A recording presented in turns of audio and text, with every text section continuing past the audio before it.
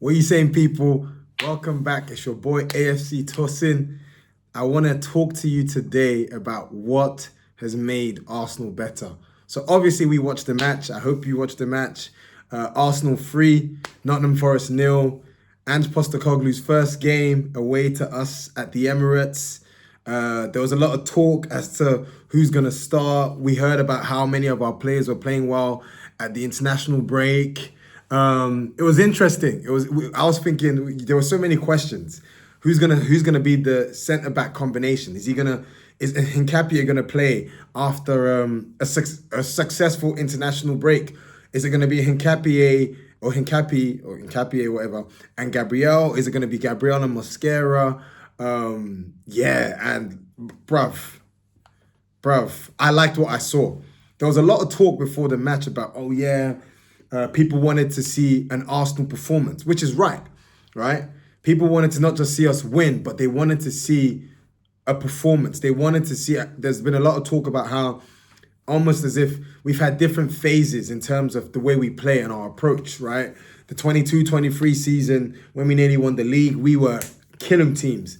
Then obviously teams cutting on to us, we were a bit too open, too exposed. Then Arteta kind of went a bit too extreme, working with what we got, made us more control-based. We became much more tougher to beat. Our defensive stability has been, and really and truly, we've been built on defensive stability for the past 2 seasons. But now, with the signings we made, you're just thinking, okay, cool. There's a lot of tools, there's a lot of keys, there's a lot of weapons in the team. Now it's time for a new phase of play. And I don't know about you guys, but I saw that today. And it's not just today. We've been kind of seeing the way we want to play. Especially, again, I'm going to go back to that United game. Arsenal of old, if you compare, we won 1-0 this season at Old Trafford, and you look at the 1-1 last season.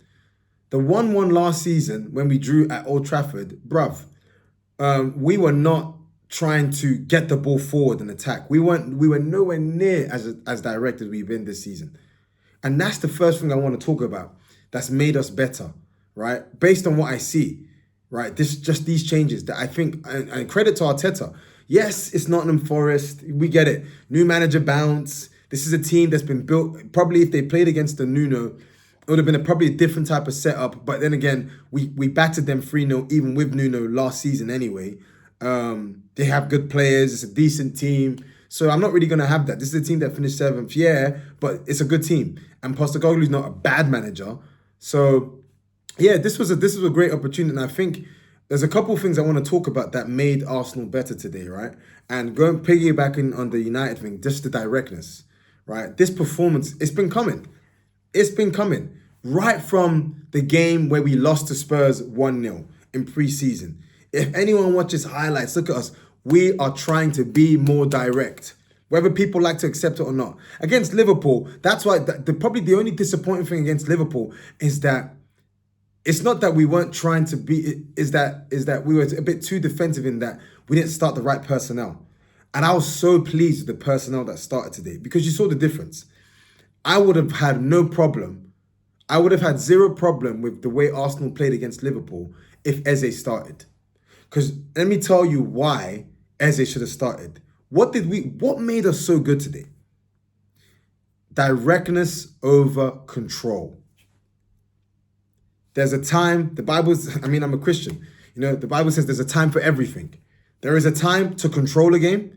There's a time to be direct. You need the right people for the right type of game states. And look at these names and tell me what they have in common. Eze, Calafiori, Noni, Gyökeres. They're all direct players. They're all direct. Look at the goal that Gyökeres scores. That's exactly the type of goal. That's exactly the type of decision making, right? Especially, not to go back to the Liverpool game, but a lot of people that psychoanalyze that Liverpool game, I was disappointed because, bro, I was like to Arteta, bro, you have the players to play this style where they can be defensive, but then when it's time to break, you have the technicians, the guys who are going to be direct. That link up between Eze and Gyökeres is the stuff that I'm sure many Arsenal fans have been seeing in their mind. that we just haven't seen in person. Let me just analyze that second goal. Not to mention Zubimendi, who had a fantastic game, great player, right? I'll talk about him a bit later. But let's analyze that second goal. Calafiori, what does he do? He's looking to play the ball forward. Eze is making a run. Calafiori plays the ball forward to Eze. Eze brings the ball down. One cross. Direct. Gyökeres is there. That goal does not get scored last season. It doesn't. That goal does not get scored without Eze on the pitch. Because you need someone who's got the football brain, who already knows what he's going to do before he gets the ball. He does it.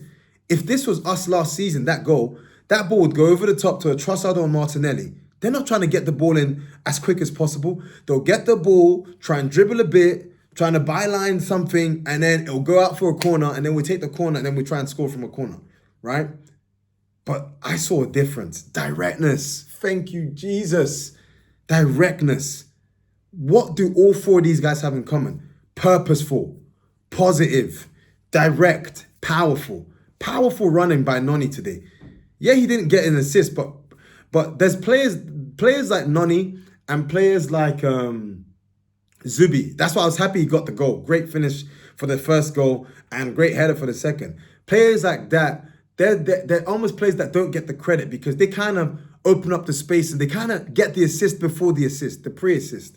That was Noni today. Man, every single time he got the ball, powerful, looking to take on these men, looking to make things happen. And all these guys, Gyökeres, he's just there to score in the box. He can't do anything else. Bro, did you see his link-up play? Did you see the way he was, and I'll get to, did you see the touches every single time the ball came forward? The touches that will set people off. There was one touch he did. It was beautiful. I think he caressed the ball with his side foot into the left-hand side, and he set, I believe, Merino free for an opportunity to bring the ball into the box. I was just like, wow, really nice touches. Even like 5 to 10 minutes on, the challenge that gets the passage of play that gets Ødegaard injured, right? Look at Eze and Gyökeres. Ball comes to Eze. Eze lets it go through his feet. Gyökeres plays it first time. We get the ball moving sharp, and then obviously Timber accidentally injures Ødegaard. But the football was beautiful. And it's funny because people were talking about, wanting to see Martin Ødegaard, blah, blah, blah, blah, come forward. Ødegaard is a good player. He's actually a great player. What does he need that he has for Norway? He has runners, willing runners, people who want to be a bit more direct around him. So even when he was on the pitch, before he went off injured, the team, the fluidity, I can't say much more. I was like, wow. And it's interesting, just really quickly before I talk about the next thing that made us better. Calafiori. A lot of people were saying, oh yeah, Skelly's the best left back. Skelly, his form-wise, he was playing better than Calafiori. But I remember saying it last season, he's not better than Ricardo Calafiori. Calafiori had a fight on. But bruv, you see why Calafiori starts. And it's not that, he's not that, Miles is terrible. Miles is a great player. But he's a different player for a different profile of match. Like, look at Calafiori. What I like about him is he attacks space. He attacks space. I think this is so huge. A lot of our players, when we pass the ball, also Noni as well, when they pass the ball, they move and they attack space. What does that do? It drags players out of position and it creates more space for people trying to thread passes through, right? Look at Calafiori. How many times he overlaps. Watch how many times he was trying to cross, get the ball in today. I loved what I saw. How many times is Noni trying to beat his man, get crosses in? This is what we need. Like, I kind of saw today why Arteta and the squad saying, guys, we like control, but we want that. But when we need to be, we will be direct instead of being controlling. And I thought that was amazing. Even the fact that Merino, obviously, probably eyebrows were raised when he started, but he played higher than Ødegaard. And even when Ethan came on, even though Ethan is the link man, which he did well when he came on, positive, trying to get on the ball, move forward, it was Ethan dropped way deeper than Merino. So that tells me, okay, we're trying to go direct. I loved it. And another thing that made us better is dual threats on the flanks. Do you know how good it feels to not have to always rely on that triangle of Ben White, Saka, and Ødegaard? Because let's be honest, that's been the thrust of our attack in terms of fluidity. If those three aren't playing, our attacking fluidity goes down. It's been like that for the past 2 seasons, if they're not all fit, right?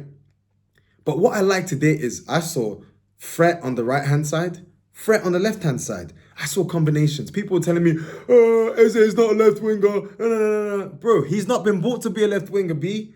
He's been brought to be a guy who's going to play on the left, but really come inside, which he did time and time and time and time and time again. That's why Calafiori suits it, because Calafiori is going to offer that with. As you can see, guys, I'm excited because it's like, wow, like the stuff that all of the fans can see, that all we need is that, wow, I kind of saw that done today. I'm kind of excited, if that's me. So Eze, I saw him more as an inside forward. How many times was he trying to link play, come inside midfield? Bro, if you think, and what I liked is that when he needed to take his man on the outside and kind of like take him and drag the ball in and drag his man to the byline, he did that. I even remember a moment in the second half. Is it second? No, first half he does that, and he's able to create a decent opportunity for Gyökeres, and then it's a block, it's a corner. I like seeing those threats, and what for me was enjoyable was seeing the combinations. Eze and Gyökeres, you can see they're starting to build an understanding. And it's not, this doesn't take long when there's quality players. It's very, very simple. Gyökeres is like, bro, I'm going to keep running. Just find me. Eze's like, okay, boom, I'll do that. He did that with Mateta. So, anywho, Eze and Calafiori. But Noni and Timber, direct, man. I was just like, wow. Because it's interesting, because a lot of people don't talk about it, but a lot of, one of the things Arteta does is, whether we like to accept it or not, he likes player partnerships. He likes it when players that's why a lot of times when we wanted players to be rested, Arteta wouldn't rest them, because you could see there's certain player dynamics he wants working together for the good of the team, right? And I feel like we've had that with Bukayo and Ødegaard. We've had that we even had that kind of with Saka and Havertz for the past 2 seasons now. There's a lot of times Saka's assisted Havertz, cross, back post, Havertz gets it. There's been a lot of so that you can see it's a team where he wants to build these mini relationships with players. But I loved what I saw with Noni and Timber today. They look like, wow, like there's an understanding growing there. Eze Gyökeres, Eze Calafiori. And so it's really, really good to see, because it's just more tools for us to be able to hurt the opposition with, right? So these things made us better. And then lastly, the squad depth. Mascara. Now, let me not get gassed, because Gabriel and Saliba can make anyone next to them look good. But all I'm saying is, the guys, like, I'm not just talking about him aggressive tackling. I'm talking him on the ball. Mascara on the ball is good to watch. I was just like, this guy is confident. We got him for 13 million. Fair enough, again, it's Nottingham Forest. But again, it was the same thing with Liverpool. The guy is good. Like, wow, he's good. And our strength in depth is incredible. Like, guys, deep that. We were cooking things offensively, and there was no Ødegaard, no Saka, no White on the pitch. That's huge for us. For me, that is massive for Arsenal as a club. No Ødegaard, no Saka, no White, and the team was still cooking offensively.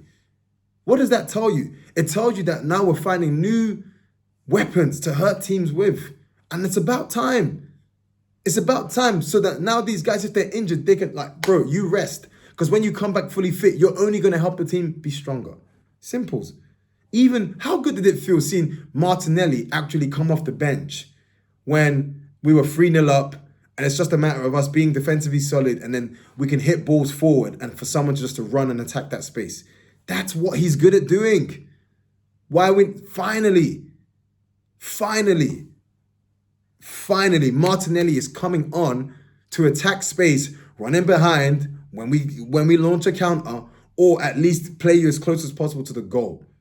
Finally, Trossard coming on as this. Finally, long may it continue, man. So many. And what can I say about Zubimendi? You guys know how I feel about. When it was announced that we signed it, I saw some people. Oh, is he even better than Partey though? Yes, he is. He's better than Thomas Partey. The guy's playing so good, it doesn't even feel like he's a new signing. It feels like he's been part of the team for a long time.